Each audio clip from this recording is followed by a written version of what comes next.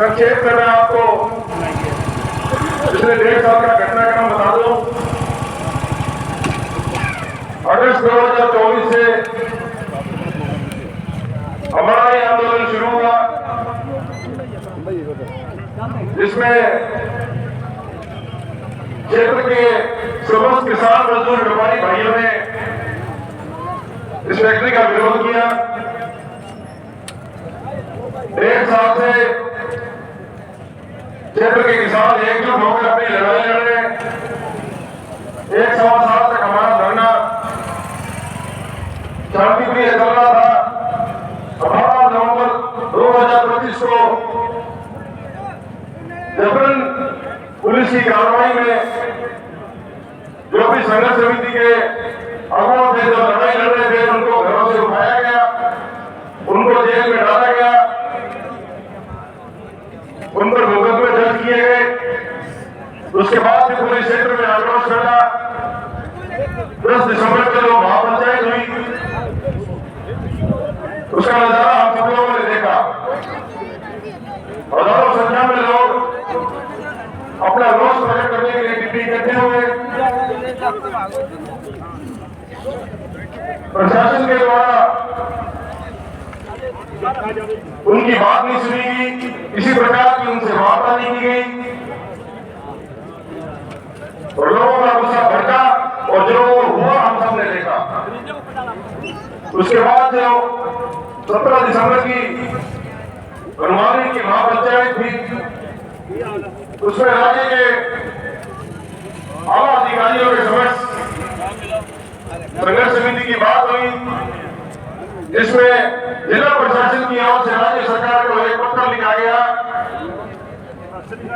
जिसमें ये सिफारिश की गई कि ये फैक्ट्री टीपी रानीखेड़ा में नहीं लगनी चाहिए और जितने भी मुकदमे पिछले 1.5 साल में किसानों पर दर्ज हुए वो हर हाल में वापिस हो।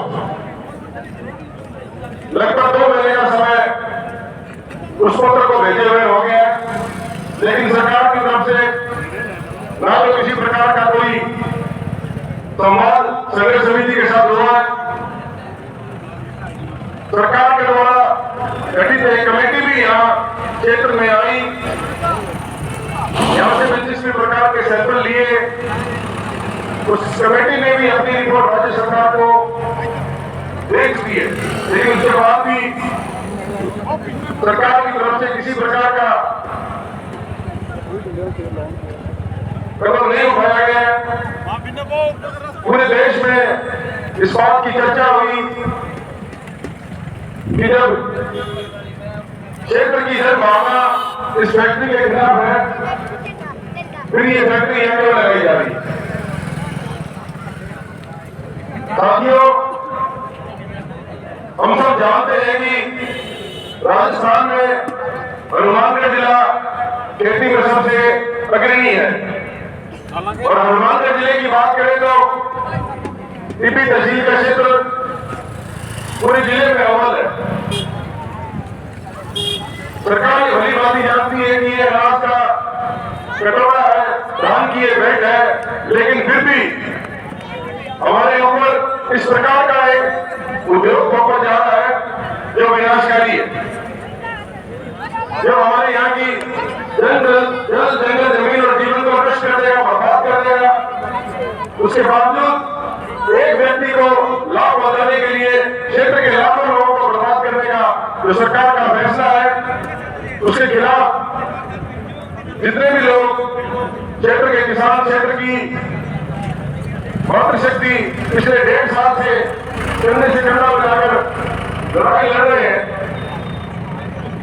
लेकिन हैरानी की बात यह है कि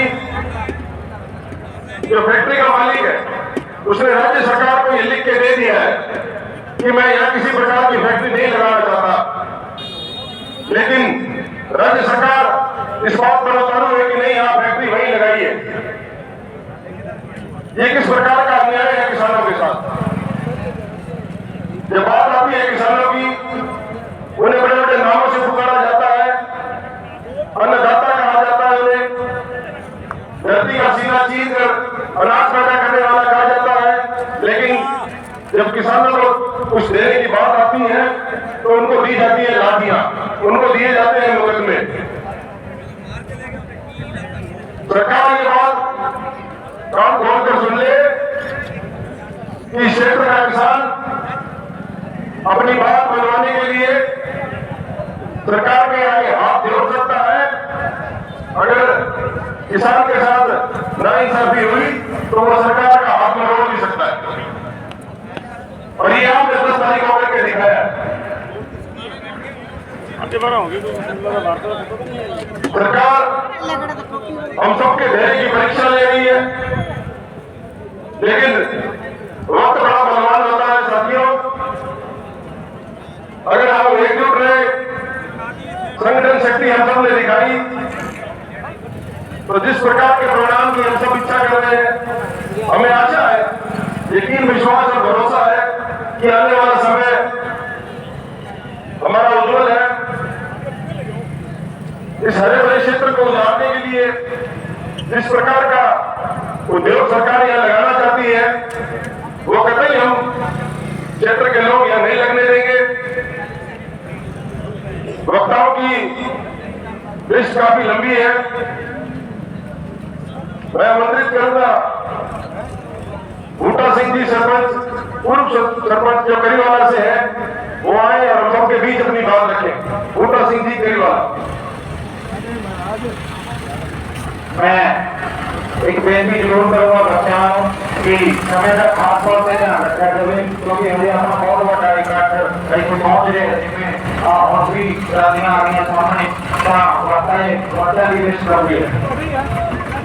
तो नारे लगाते हैं, किसान मजदूर एकता, किसान मजदूर एकता, एथेनॉल फैक्ट्री बंद करो, एथेनॉल फैक्ट्री बंद करो। आज संमति के सारे सदस्य जिन्हें थोड़े प्रबंधे सज्जन हरियाणा राजस्थान तो इस संघर्ष में शामिल होने आए ने, उन्होंने सारे का पहले उत्थे पहुंचने का तहे दिलों धन्यवाद करते हैं। पिछे